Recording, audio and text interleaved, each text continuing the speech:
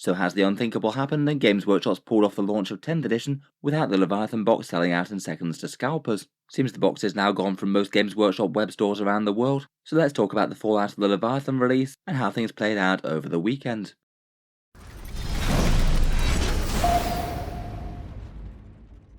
Hello and welcome back to Allspecs Tactics, where today we're talking 10th edition, and the countdown to the edition proper has begun now, with the pre-orders for Leviathan having gone out, and the box set being shipped out on the 24th. The release was massively anticipated, and people were very pessimistic as to whether or not Games Workshop would sell out very quickly for these, maybe understandably perhaps, as it did happen with Indomitus, and it has happened with really quite a lot of their more recent releases, around 40k or Kill Team boxes. I think a lot of people were pretty apprehensive when they were approaching the Games Workshop web store on Saturday, and perhaps not sure whether they might well be wasting their time queuing for a couple of hours for something they might not get anyway.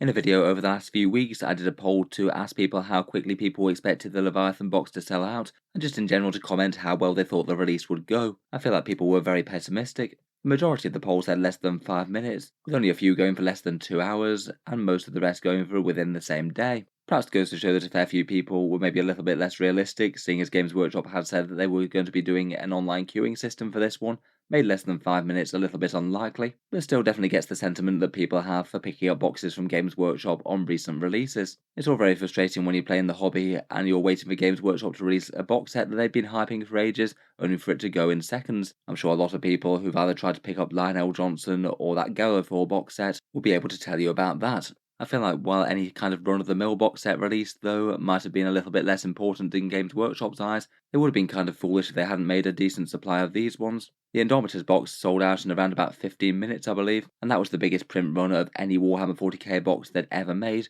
This one was having more miniatures and being a bigger, more impressive box set than the Indomitus box, with a lot of people hyped for it. To some extent, provided Games Workshop didn't go absolutely ludicrous with the numbers, they basically had a license to print money, and it would have been a massive own goal to sell far too few of them. I asked you guys a few anecdotes on a channel post on the channel, and also trawled through a few Reddit things, and the general consensus seems to have been that this was broadly how it went online. In the UK at least, major online third-party gaming stores tended to sell out very, very quickly indeed, perhaps understandably, as they're the place that you can get it for cheaper than anywhere else, usually somewhere between 20 or 15% or something. I do have my links down to Element Games and Gap Games down in the video description. Thanks to you guys who use those links to pick up the box sets. It really does help out the channel, as well as saves a bit of money compared with buying direct from GW. It seems that a lot of the ones from the UK either sold out almost instantly or around about an hour. The ones with big discounts obviously tended to go first, and perhaps there is a bit of a slant towards the ones that are better known for being online web stores as opposed to more in-person shops. Games Workshop often tends to have a bit of a love-hate relationship with these guys, certainly tends to be one of the biggest and most popular product lines for miniature wargames around, so it's a large chunk of their business, but they do seem to have a history of allocating far less than these shops would like to sell to them. Say they could order 100 copies of a box and only receive 20. Again, from several reports online, it sounds like a bunch of these shops had the numbers of boxes that they could sell cut by quite a bit fairly late in the day, which apparently was quite disruptive for them. Particularly for a few of them that had a pre-order system in place, it might have meant that they just couldn't put any up for sale on launch day. I noticed another very good discount store called The Outpost in the UK reported that they'd had their copies cut down to around about a third of what they wanted.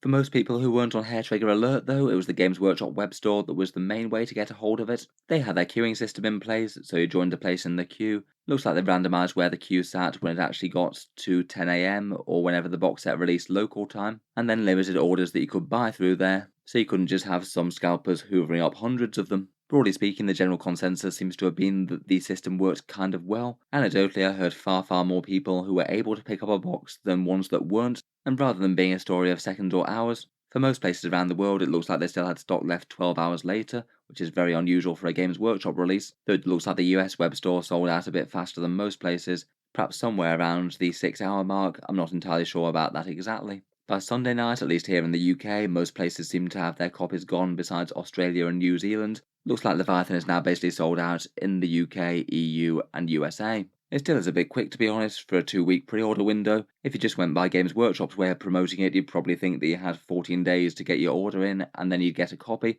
rather than having to turn up on the same day and make sure that you're somewhat prompt. Still though, it is way better than the literal seconds to minutes that some of their recent box sets have gone for, and for such a major release I think it's a decent step in the right direction. It does sound like they made a whole load of copies.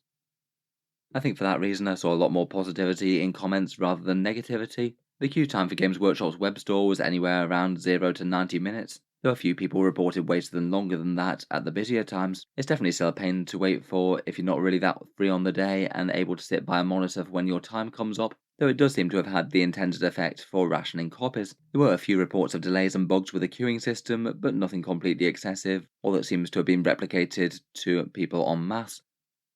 Obviously, I'm sure there's a fair few people who will still be wanting to pick up Leviathan who weren't able to either get to a computer over the weekend or get someone else to do so for them. It seems that if you go to the Games Workshop web store in the UK at least, they're prompted to try and redirect you to your nearest Warhammer store, where they'll also be getting a bunch of copies on the 24th for the launch. That does seem like really quite another reliable way to pick them up, particularly if you come early. Again, that's quite another good way to ration things by geography rather than by a queue system on the internet.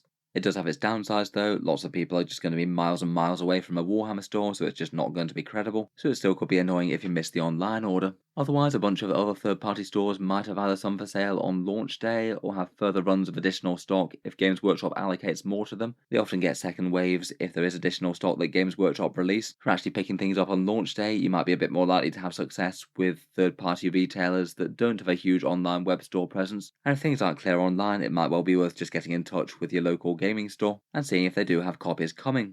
There is also the option of people reselling parts of the box. You might be able to pick up just the Space Marines or just the Tyranids for significantly less than the actual box cost. For this, I'd probably wait until after the 24th and people have actually got the miniatures in their hands. Most casual players who aren't looking to turn profits will generally be reselling these after they actually get the miniatures to them, whereas now a lot of the people who have listed Leviathan bits online might be more resellers trying to turn a bit of a profit, so prices are likely to be higher for a bit.